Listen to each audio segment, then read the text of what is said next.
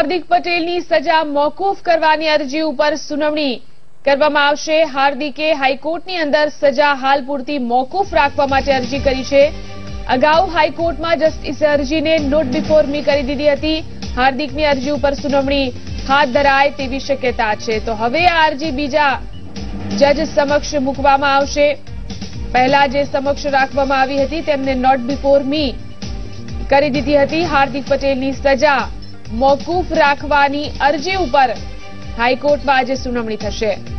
તો હાર્દિકે હાઈકોર્ટની અંદર સજા હાલ પૂરતી મોકૂફ રાખવા માટેની અરજી કરી છે।